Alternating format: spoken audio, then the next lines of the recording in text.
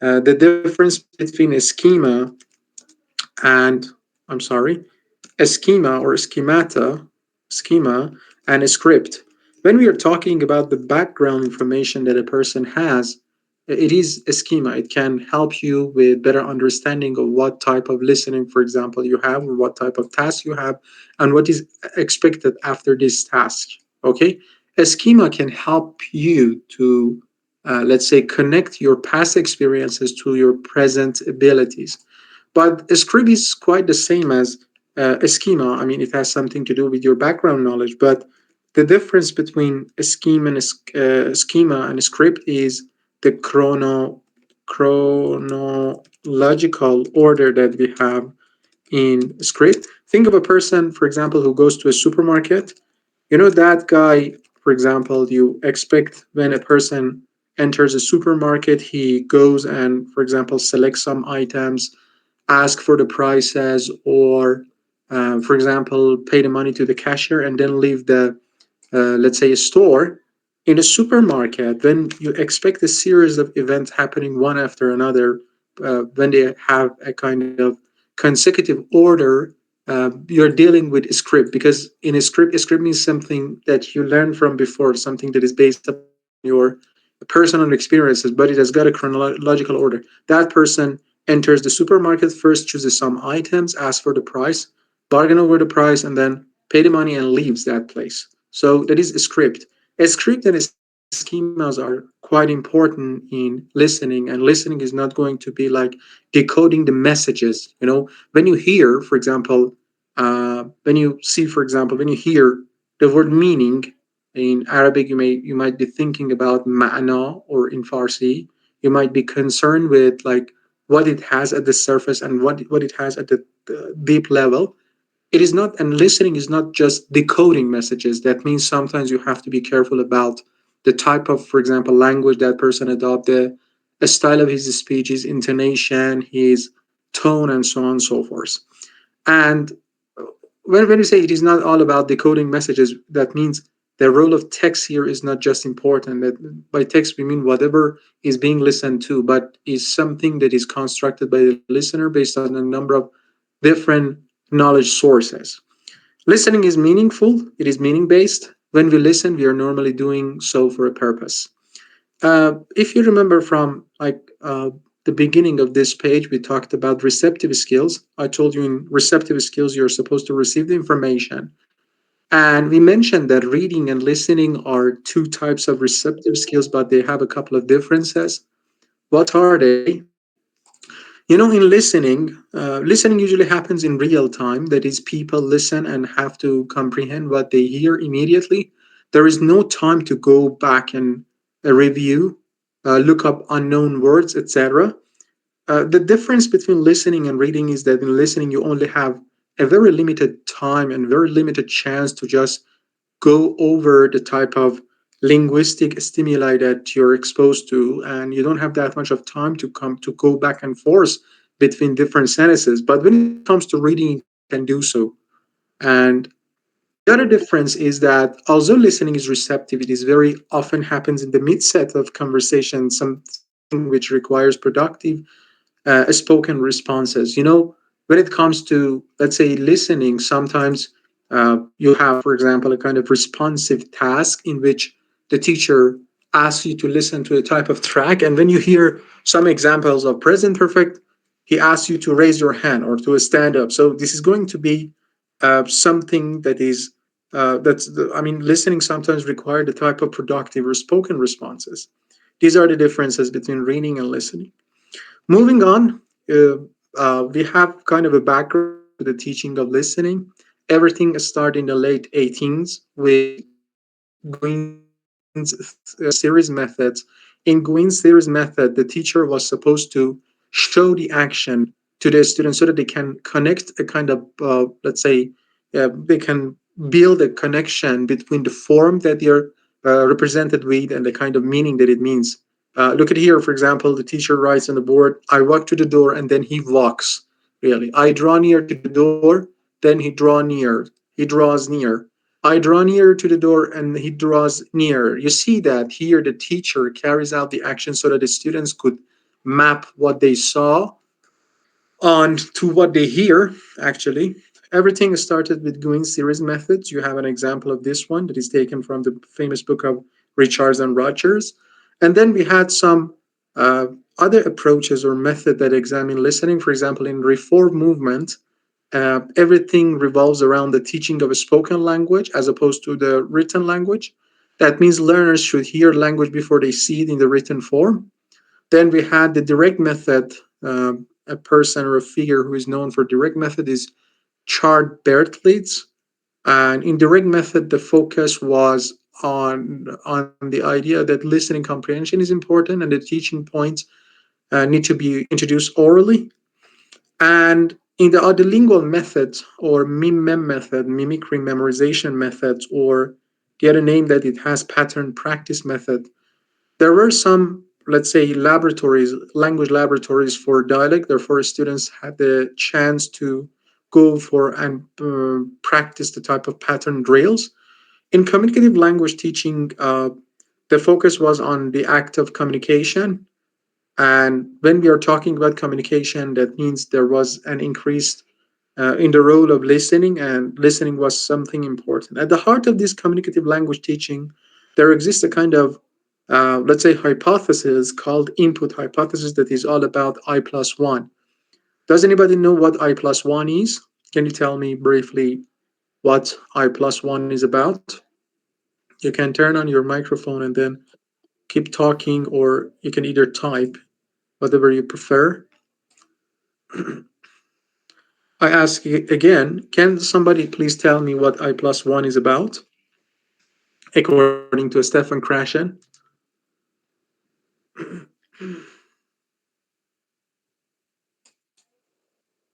Everybody goes silent. I take the turn. Stefan Krashen is known for input hypothesis. He says that, assuming that the student's current level of knowledge is I, right? For example, you are an elementary student, you are an intermediate student, and your I shows your level of knowledge. He says that the materials that a teacher brings to the class should be one level beyond the current level of students. That is I plus one, right? This is the input hypothesis, comprehensible input hypothesis by Stefan Krashen. He says that it is necessary for the learner to understand input language, which contains linguistic items that are slightly beyond. When we say I plus one, we mean slightly beyond the learner's present linguistic competence. It means learners understand such language using cues in the situation. Put simply, we acquire language by meeting language that is a bit higher than our current level. Listening was seen as a major source of comprehensible input in here. Therefore, we have Stefan Krashen input hypothesis and I plus one that is very important in here. But when it comes to listening, uh, I was just checking your Telegram and I found that many of you, I mean, many of the participants here in this class are teachers, English teachers. And as an English teacher, you need to be familiar with different processes that the students go through in order to make sense of what listening is all about. One of it is going to be the bottom up, and the other one is going to be the top down one, the top down processing.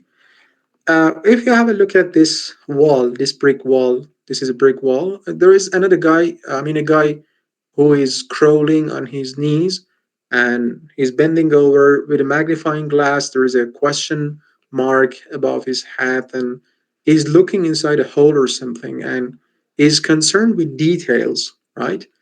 And there is another guy who is sitting on the top of the wall, and he can see the totality of the picture, not necessarily the items of the language, the bricks in here. You see, the one with warm eye view in here, is concerned with bottom up processing, meaning that he has an eye for vocabulary, he has an eye for grammar or the sounds of language. Whatever he looks at, I mean, this guy, the guy who's like on his knees, he checks this brick. This brick shows, for example, a certain item of vocabulary. This one shows a certain item of grammar. But what he fails to do is actually seeing the whole picture, that in front of him there exists a very big wall. But quite the opposite, the guy with top down processing relies more on his general knowledge or life experience or uh, content schema or the content of the situation or textual schema. This guy knows that this is the wall and he's not that much concerned with details, but quite the opposite. The guy who is concerned with bottom up processing goes for details, but he's unable to see the totalities. This distinction is based on the way learners attempt to understand what they read or hear. With bottom up processing, when we say bottom up processing, we mean this guy. Students start with the component parts such as words, grammar, and things like that.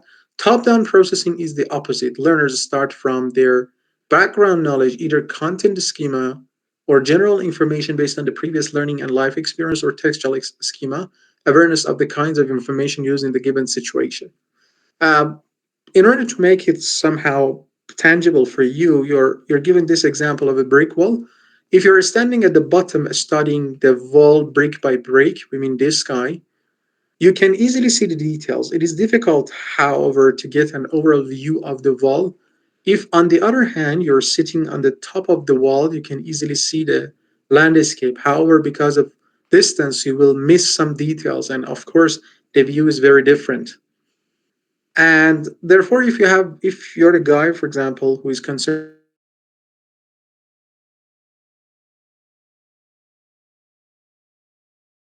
with vocabulary, grammatical structures, or they do not understand, uh, let's say, much of the body of the language, and they cannot see the totality of the language, you're having a kind of bottom up, let's say, processing. But quite the opposite. If you're sitting on the wall, you're doing the top down. I mean, knowing the difference between these two are super important for you as TEFL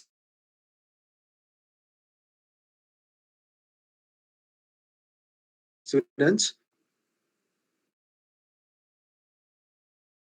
or uh, sorry, but my phone is ringing. Just give me a minute. I will be back in a minute.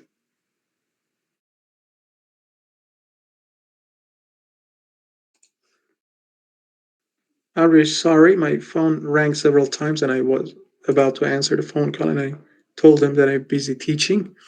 This is going to be another example of bottom up processing. You're given some statements in here, 3 lines and a half.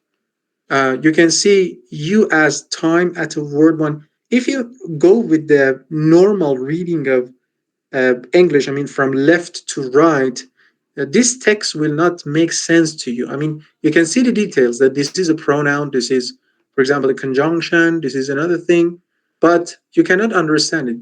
But if you read from right to left, I mean, quite the opposite of most native speakers, when you process English slowly, one word at a time, as you are doing now, you see that quite the opposite. You can you can go with the details of this text, but at the end, when I'm done with this paragraph, with the reading of this paragraph, you cannot understand, you cannot explain what this paragraph was about. Okay, this is actually what we mean by bottom up processing. Bottom up, we mean you can see that this one is, for example, a WH word used to ask about time. This one is a pronoun, this one is a verb, this one is object, adverb, right? But at the end, when you're done with reading of this paragraph, you cannot make sense of what this paragraph was about.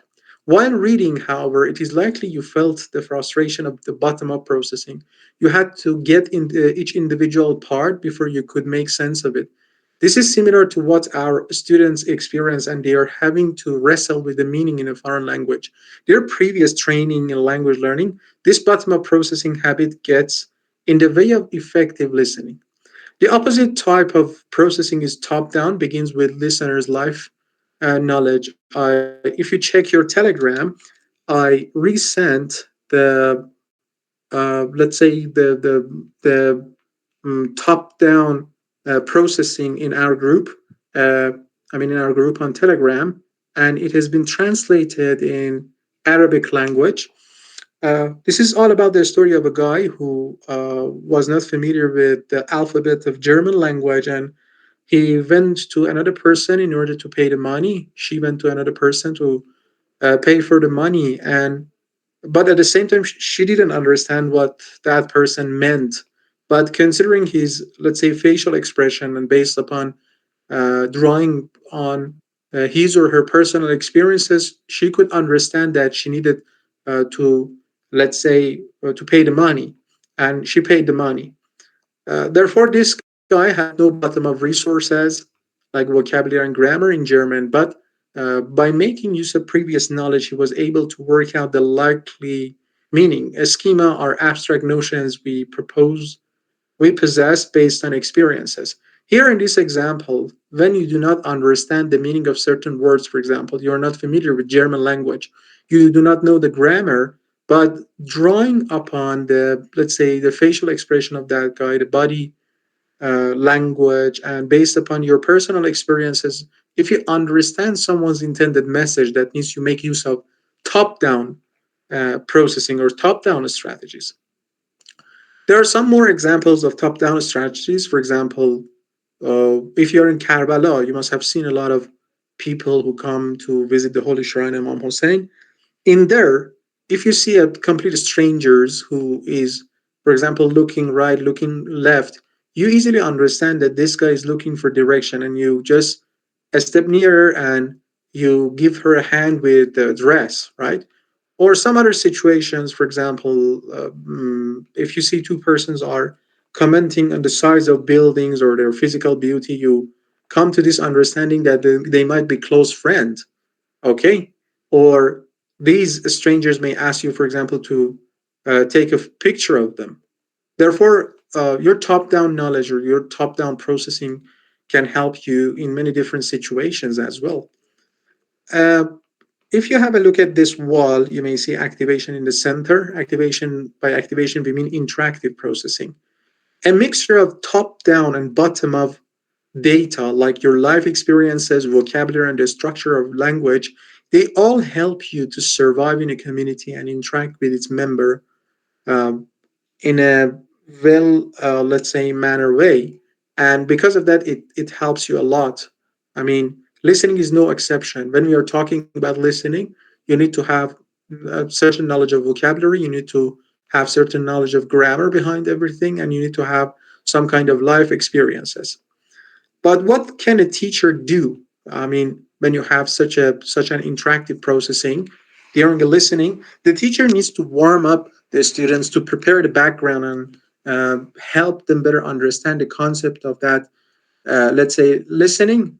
The teacher can provide a context for interpretation and activate the background knowledge, which will help them, which will help interpretation. For example, if the listening is all about football, you can write down the name of Lionel Messi and the other guy Cristiano Ronaldo on the whiteboard or the blackboard or whatever type of board that you have, and then ask a student simple questions about, for example, how long they have been interested in football, or how long have they have played football, or if they have visited any of these guys in face, and give them enough time to do that, and then let them listen. This is going to be one of the most important listening activities. It can be a kind of a strategy that is used by you as teachers. Then learners need to make use of their top-down knowledge, but keep re-evaluating information. If they lock into an interpretation too early, they may miss information that contradicts it. You have to be neutral. I mean, do not give them some kind of information that is based upon the teacher's background knowledge, because your background knowledge might be in direct contrast with what they are exposed to in the listening. And then we have uh, another task that that teachers have to be careful about, which is exposing students to different types of listening. There is a kind of adage. Adage, by adage we mean proverb. It is not just what they are listening to; it is what they are listening for. Listeners need to consider their purpose. You know, there exist too many situations in which um, for example, the listener or the speaker is trying to, for example, humiliate that person, or the interlocutor, or he's trying to look down upon him.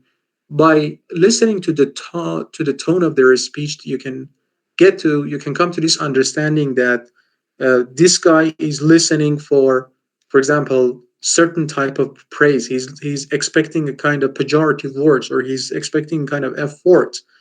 And this is not just the text that can give you understand the meaning of a recording. By text, we mean whatever the students are listening to, often a recording. Look at this pair in here. We have a technical term in advanced linguistics that is being referred to as adjacency pair. What are adjacency pairs? Adjacency pairs in linguistics are a sequence of two related utterances by two different speakers. The speaker utterance is always a response to the first one. Look at these two. One of them says, for example, you left the light on. The other one says, it wasn't me. Okay. So here, a speaker A makes a kind of complaint, and a speaker B replies with a denial. So when you have a pair like complaint, denial, you have like greeting, greeting, you have question, answer, you have invitation, acceptance or non acceptance, you have offer, acceptance or non acceptance, you have complaint and apology. These pairs are going to be adjacency pairs. You're given an example of an adjacency pair in here, a conversation between two interlocutors. One of them is going to be A. He says, for example, let's go outside. We could go for a walk, maybe play tennis. He's making suggestion that because the weather is good, you can either go for a walk or jogging, for example, or there's also another option available on the table, which is playing tennis. The other guy says, look at the window. It is raining. By it is raining, he meant actually that we cannot go out. And he's politely, or maybe he's indirectly rejecting his suggestion. And the other one says, raining. Oh no, he comes to this. I mean, there is a kind of unanimous agreement at the end of this short conversation that they cannot go out. So therefore, when you listen to such a thing, the way that people say words, the way that they select words, can help you understand their intended message. That when it comes to listening, we have two types of listening. One of the types is going to be uh, like listening for a specific information. You just listen and scan the text of the listening for a specific information. Like it can be the names of an important person, it can be the time, it can be uh, for example, the specific language form. I play a recording to you and I say, for example, when you hear present continuous as an example of present continuous, please raise your hand. This is going to be a type of focus task in which I'm looking for specific language forms. But another strategy for listening is going to be global or gist listening, in which a student try to understand in a more general way. In the classroom, this often involves tasks such as identifying the main ideas, noting a sequence of events, and things like that. For example, when you play the listening to them, you ask them some questions like, for example, do you think the speaker was for the idea or against the idea? Do you think, for example, what was the main topic? Right? When you say what was the main topic, you ask people for the depths of their understanding about the gist of that listening. Another critical type of listening is going to be inferencing. By inferencing, we mean listening between the lines. That is listening for meaning that is implied but not stated directly. Um, Look at this sentence.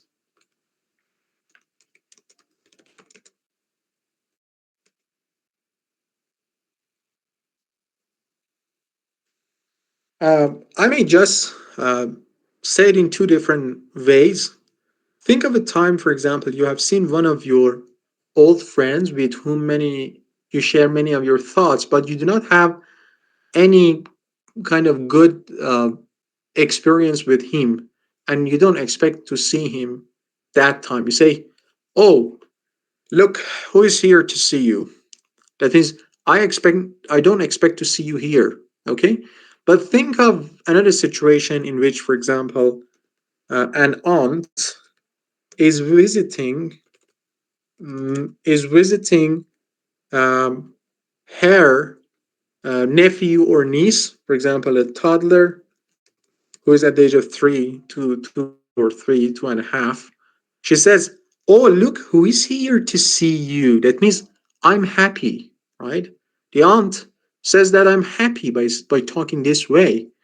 Oh, look, who is here to see you is different from, oh, look who's here to see you, right? When we say listening between the lines, that we mean listening for meaning that is implied but not stated directly. When you say, oh, look who is here to see you, that means the aunt is somehow excited, she's happy about visiting you, okay? And this is what we actually mean by listening between the lines and inferencing. Of course, uh, thinking of our previous example, it is raining. The text doesn't say that directly. It doesn't need to. Learners can infer the information. Inference is different from gist and specific information. Listening in that it often occurs at the same time, and some other types of listening. The learner's main task might well be to catch the specifics or to understand the text generally when they come across information that isn't stated directly. Because inference requires somewhat abstract thinking, it is a higher level thinking.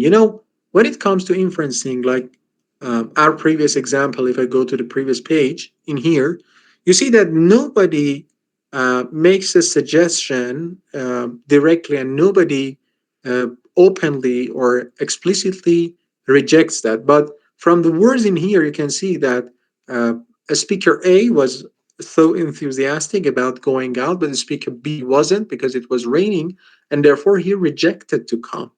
And nobody directly tells you about these things, and therefore you have to infer the information. Um, Moving on, we have different variety of tasks. As I told you previously, the task that you assign to the student should be one level beyond their current level.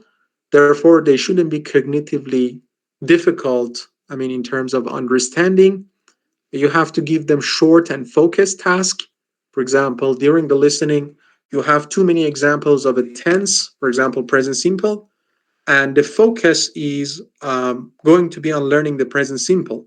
Because if you expect them, for example, to notice all the tenses such as present simple, present continuous, present perfect, all at the same time, uh, a student's working memory will not allow them to do so, and therefore they will fail. But what is a working memory? According to Baddeley and Hitch, working memory is available processing space in the mind or the brain of a person that computes information. It is in here. The definition is in here. This is the processing space. When you have a focus task and the focus is just on, for example, learning present continuous, students can direct their minds on focusing on only present continuous and ing form they're exposed to and nothing else. When people are, the reason for this, I mean, for the green statement is that when people are listening in a second or foreign language, they are having to process not only the meaning of what they are listening to, but also the language itself. This can lead to an overload. Overload, we mean it makes a student's understanding more difficult and impossible to continue.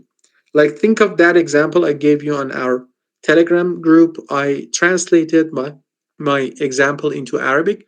So in that case, you can understand it better. But when it comes to listening to a foreign language, you have two, I may say, obstacles. One of them is going to be understanding the meaning behind a specific word, a specific and individual words, and the other one is going to be understanding the speaker's intended message. And this makes listening comprehension somehow difficult for you. And the other thing is understanding the differences between a spoken language and different language. You know that in the spoken language, we have more redundancy. It is full of false start. It is full of rephrasing and elaboration. But the other one is incomplete. In spoken language, we still have incomplete sentences. We have pauses. We have overlaps. And but in written language, we don't have these things. Like, once, I want to give you a story based upon my experience. I was listening to a kind of English podcast. The guy says, "Whatchamacallit," used a kind of phrase, "whatchamacallit," and I didn't know what that means, "whatchamacallit," but he actually meant "what you may call it." You may call it.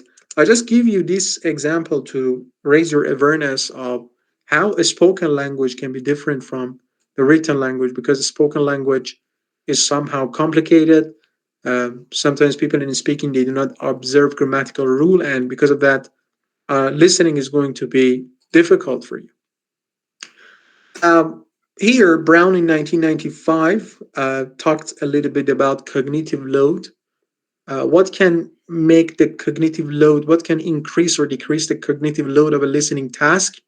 The number of individuals or objects in a text, for example, whether you have one person who is speaking, two persons, three persons, how clearly the individuals or objects are distinct from one another. For example, do we have a voice of a person who is male that is different from a voice of a person who is female? Whether it is simple, a specific spatial relationship are easier to understand than complex ones. The order of events, which one happens first, which one happens second and third, and yeah, the last one. The number of inferences needed, fewer are easier than more. What actually makes a standardized test such as IELTS or TOEFL, um, which are the proficiency tests, difficult, is actually the number of inferences we need. And the information, whether it is consistent with the listeners, what the listener already knows. For example, in the listening, you have a sentence like, I don't know, the sky is red. The sky is red.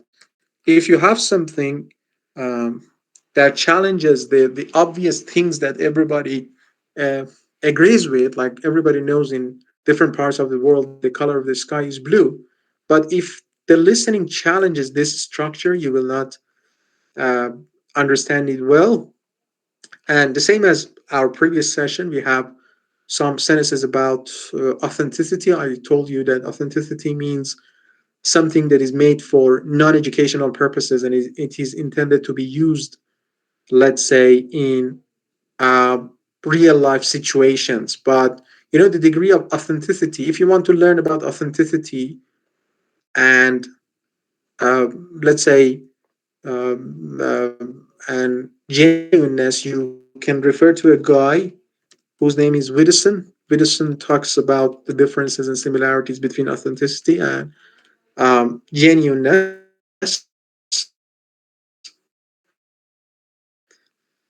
But you have a kind of definition here, not a definition, a statement about native speakers.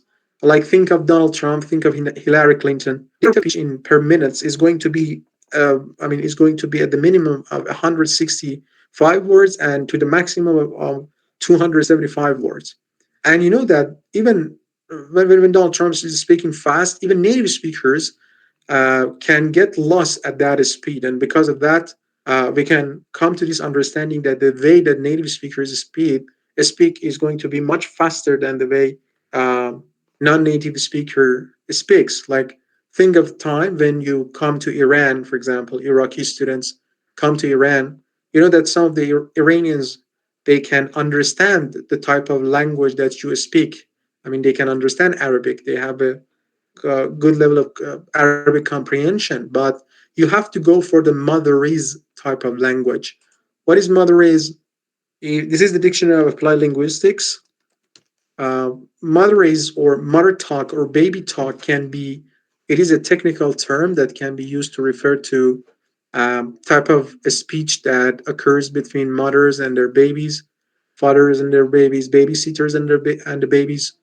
Um, and it has got couple of certain features. For example, the caretaker speech usually has got shorter utterances than the speech to adults. It is grammatically, they make use of grammatically simple utterances. It has got few abstract or difficult words with a lot of repetition. We have clear pronunciation, sometimes with exaggerated intonations and patterns. It is like the way that you talk to a baby. I mean, you come to Iran and you know that some of the Iranian understand Arabic, and because of that, you want to communicate with them. You simplified your language and you speak at the lower, I mean, a speed, and in that case, authenticity is going to be at risk. There exists, I mean, the word authenticity has got a couple of different uh, definitions from different outlook. I mean, for task, by when we say task authenticity, we mean it has to be a simulation of real life situation. It has to be something non-academic. It has to be like minimal and incidental. That means the task should give the interlocutor a chance to check each other's understanding.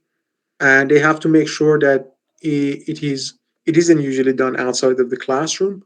You can use picture, for example, to show a sequence of events. Another thing for input by authenticity, we mean genuineness. It needs to be created in the realm of real life. Like think of a restaurant menu. You go to a restaurant and on the table, there exists a kind of menu for the guests or visitors to have a look at the prices and the food items and then order something. Uh, you look at the item, and depending on how hungry you are or the price of things and your taste, you choose a certain type of food and you ask the waiter or the waitress to come to your table and record the item, and then you order everything.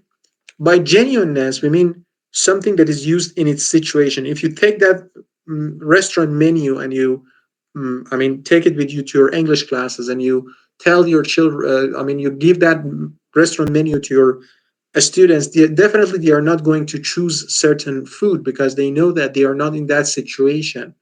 And by genuineness, we mean the use of the restaurant menu in the restaurant, right? Not in the class or something.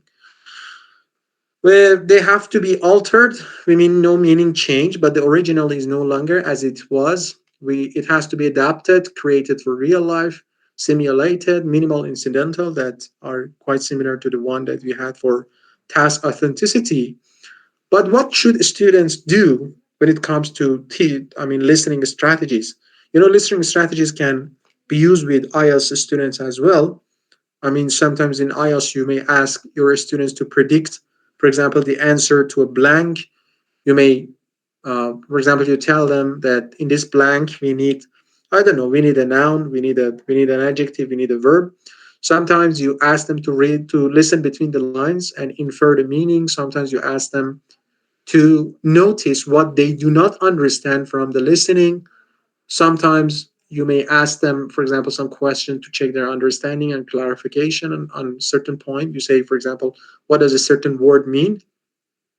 Sometimes listening is responding. Learners listen and react to what they hear, and they need to check on how well they have understood and with the help of evaluating. Dictation is going to be one of the last points that I want to talk about uh, in this chapter. Dictation is somehow difficult for the students because it is a test of listening and writing at the same time.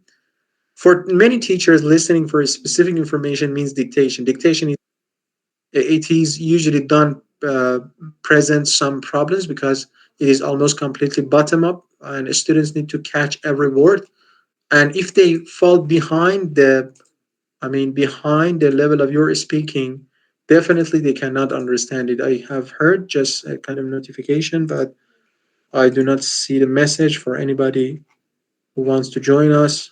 Unfortunately, uh, yeah, and I don't know what's wrong with that. Anyhow, um, therefore, dictation is something difficult, and why? Because it involves your ability to write. It involves your listening skill at the same time, and it is a kind of bottom up processing. But at the same time, it has got a negative, I may say, aspect that is, it does not raise your understanding of the language beyond the word level, and you don't need to be concerned with the overall meaning of something. Another type of listening task can be, for example, close, text or close tasks. When we say close, when you see the word close, it has got a definition. We mean any passage of appropriate length or difficulty with nth word deleted. This is the definition of a closed test or closed task. Why nth word? I may put nth in between parentheses. Why? Because it can be every 3 words. It can be every 5 words. It can be every 7 words. It can be every 9 words. Right? Whenever you see a passage And in this passage, the level of difficulty is uh, clear to you. And if it has got certain ends were deleted, you may call it a closed task. Here, you may say a kind of filling the blank for the listening. It was proposed by Thomson Learning 1998. Moving on, we have some other strategy as well. For example, micro listening. What is that? Usually done after they know the main topic of the recording, but before they have begun the main listening task. This is micro listening. Bits and pieces before the main task tell the students what the topic will be.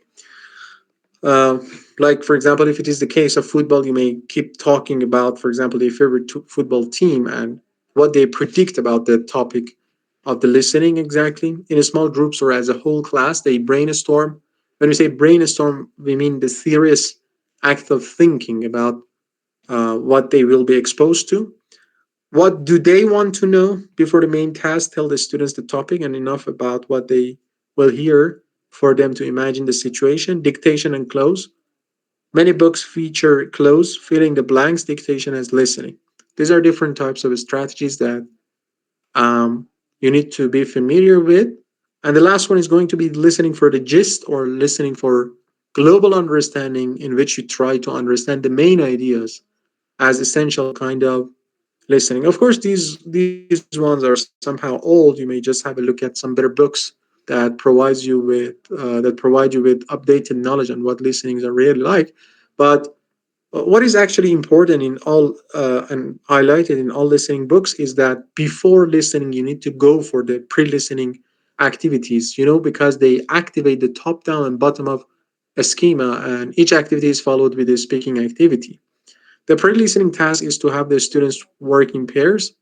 The pre-listening task, for example, you may just talk about doctor and patient activity. It allows you to elicit information from the students and process and present them with new information. You're having an example in here, and that's it. We have the conclusion of this chapter.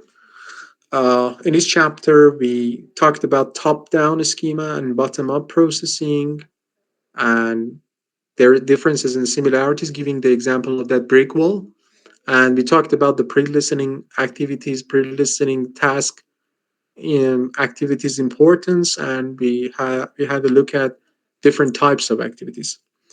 That is going to be the end of our conversation for this class. Next week, I will just continue my teaching with chapter 3, all about the speaking. If you do not have any questions or further inquiries, you may just leave the class. But after this class, I will share the highlighted PDF version of this chapter with you on Telegram. Any question, guys? Yes. Thank you for coming to the class. Mr. Abdurrahman and other guys are present.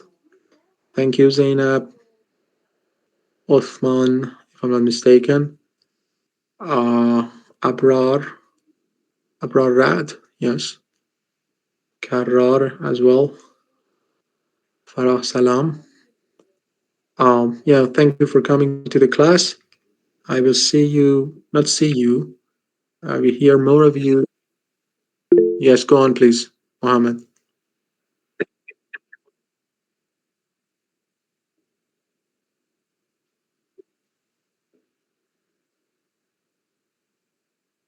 Of course not. My classes are going to be, Mohammed, held on Thursday, and I cannot step out of the schedule that they give to me on Golestan, as I previously mentioned.